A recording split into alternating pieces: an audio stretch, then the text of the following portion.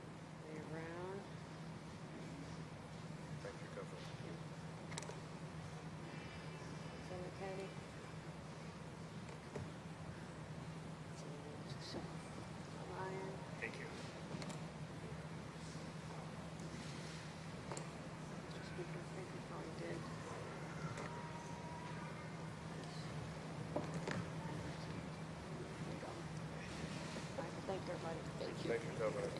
Thank you.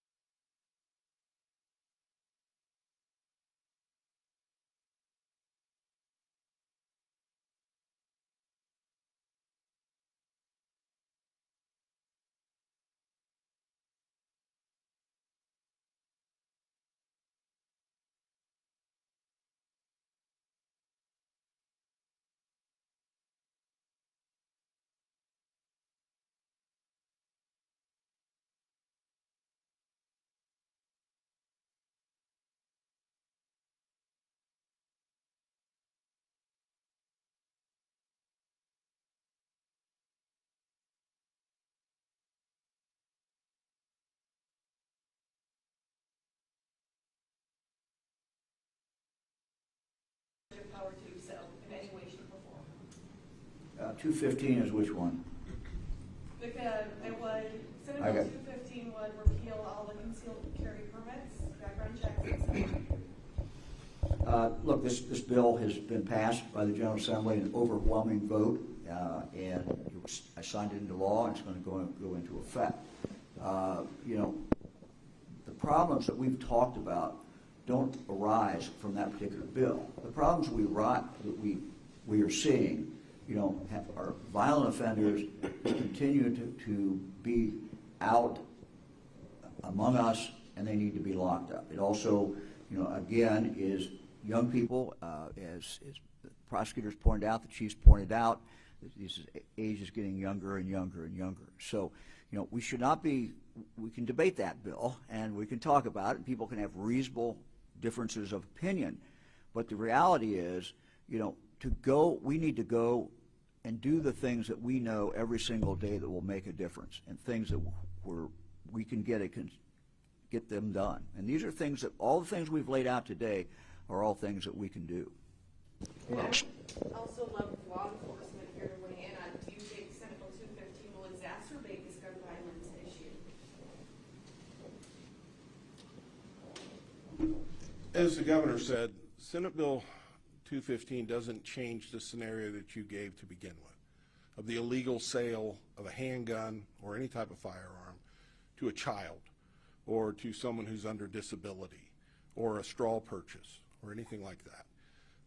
The bill essentially changes people's ability, instead of having to go out and get a concealed carry permit, that they can carry essentially constitutionally, as long as they're not under a disability that would prevent them from having a firearm.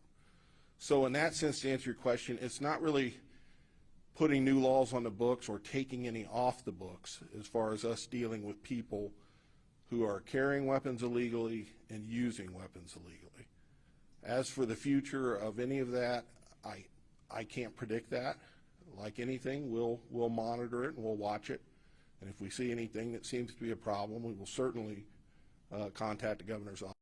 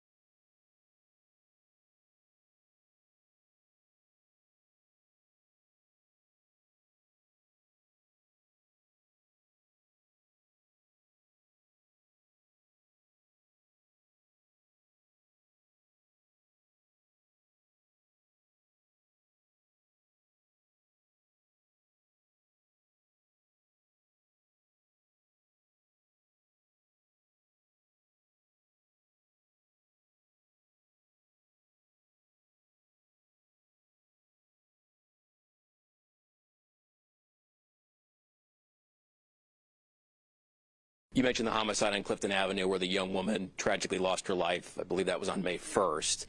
Has Springfield police identified any suspects or made any arrests in that open homicide? investigation that I'm not going to comment on. We're working it. Trust me. What will these cameras do that the city is getting as part of this grant? As I discussed, it's going to allow us the ability, just like as you see from here, to be able to capture video evidence when we're dealing with criminal activity in areas. Whether it sees a car driving off and allowing detectives to have an idea who was going in and out of that area. Whether it captures a crime like you see here on camera. Whether it sets a time to when something occurred, from audio of gunshots or cars peeling out, or even an argument down the street out of range of the camera. It's the same thing that home and business videos have been doing, but these are very high definition cameras. They're mobile, which allows us to move them in the community to deal with waves of crime, or what we call hotspot policing. It will allow us to be more mobile and effective and efficient in trying to protect our neighborhoods. So there'll be a method to where they're placed. Could you talk about what the method is, where they will be placed around the city and moved to? Absolutely.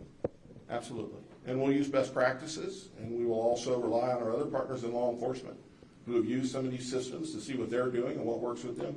And we'll be in consultation with our community police advisory team as well to make sure the community's advised what we're doing. We're obviously not going to talk about everything we do with everything, right? Because we're not trying to tip our hand and give the criminal element out there the upper hand in trying to defeat our systems and trying to hurt our citizens. But we certainly will be open and transparent about what we're doing with this technology. So let me, if I could at this point, ask Detective Jordan to come up. And I've worked with him for quite some time, talking with him, just get a feel for what's going on, as well as with the chief. And he can't talk about any open case. I don't want him to talk about any open case. But maybe just give us, Detective, a little flavor of what you're seeing out there on the streets, because I think, again, it might answer some of the questions that you all have asked. Detective? Thank you. Just kind of broad what you're seeing. First of all, thank you for your time. I appreciate the opportunity to stand here in front of you and explain to you what we're seeing on the streets with local law enforcement here in Springfield, not only in the city of Springfield, but other law enforcement officers throughout the state, Columbus, Dayton. We talk to those guys pretty regularly. As they have mentioned here, we have seen an increase in gun violence over the last couple of years. We have seen a huge increase in young offenders carrying firearms.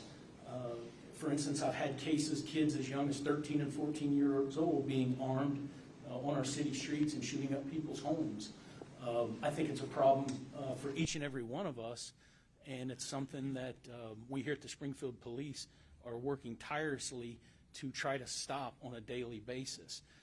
The large majority of the members within this community in the city of Springfield do what they're supposed to do on a daily basis, and we don't have problems with those individuals. The problem is with so many people and so many issues today, especially young people, out shooting at one another over disagreements. I'm recently investigating a shooting that just occurred last week where two individuals were upset with each other over a dispute over a girl, and that's led to an individual being shot and homes being shot as a result of their anger towards each other over something that could be resolved or just avoided. But unfortunately, that's where we're at today, and that's what we're seeing on a daily basis. Our law enforcement officers are answering these calls every day, and we need more support from our community and the people that care about our community to try to help end this nonsense. Thank you. Anybody else? Anything? So, Governor, you said that, local law enforcement agencies can really decide how they're going to best use these funds, but $58 million, that's a lot of money. So, you as governor, are you going to kind of allocate some to task forces so they can work on, being able to find, perpetrators such as like human trafficking, and then also oversee where some of these funds are going? Yeah, we've all already targeted additional funds for our task forces. Since I became governor, we significantly increased the number of task forces, increased the amount of money going to different task forces. Our emphasis is on violent crime. It's on all crime, but where we're really targeting is violent crime. And we're seeing our cities becoming shooting galleries. And people have a right, when they live in a neighborhood, they have a right to be free of that kind of criminal activity. And so that's what we're focused on. We're focused on communities, we're focused on neighborhoods where this violent crime has made it intolerable and very, very difficult to live. People should not have to put up with that. And so that's where the targeting is. This is an unprecedented amount of money, close to $200 million, that will be going out over the next few months. Now, that's not the only thing, that we need to do. We have, for example, taken the problem with warrants, where 90% of warrants were not getting into the national database. And someone could be in Springfield, Ohio, and then not too distant be in Indiana, and try to buy a gun, and the person who was selling the gun would have no idea that they had a warrant out for them in Ohio. We are fixing that. We have now 90% of them are in. We have a bill pending in front of the legislature to make it automatic that everybody, for violent crimes over a certain level, that everybody would have to put that into the database. And again, we've asked the General Assembly to pass that bill as well. So we stood up ONEC. ONEC is there to give the technical assistance that local law enforcement needs. We've dramatically increased NIBIN, again, giving law enforcement the opportunity to get the data into the database. So these are all things that the state can do. We are a local government state, over 900 law enforcement agencies. We don't want to tell them what to do. We don't tend to tell them what to do. But what we can do is give them technical assistance that they need, and we can give them money that they can target to do the things that they can't do because of a lack of resources. And those are the things that we are doing. This is vitally important to the future of this state and for us to be able to move forward.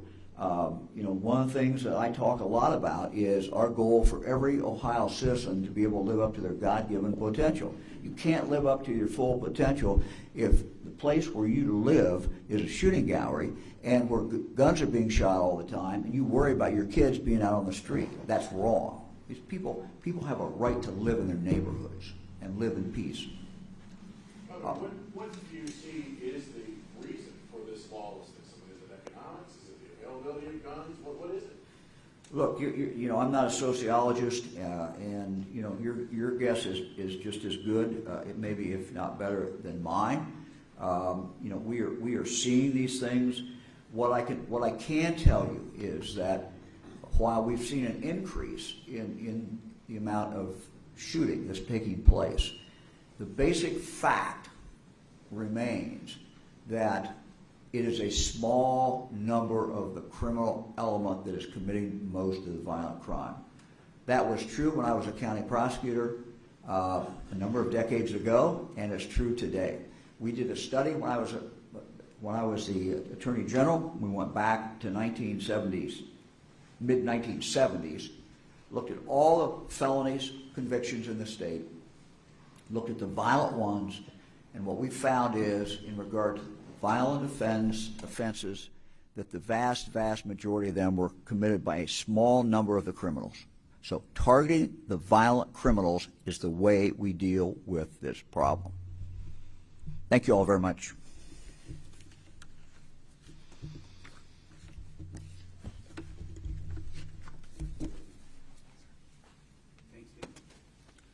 Thanks, Chief. Appreciate it.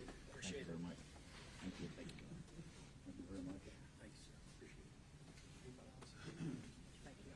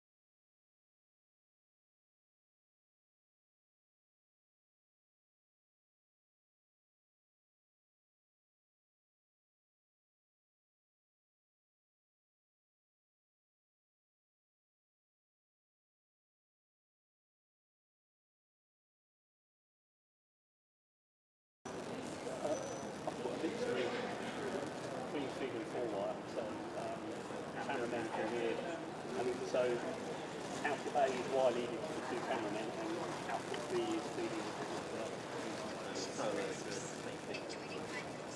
no, well, I saw that. You might want to hear the rest as well. So, but I've turned the mixer off. But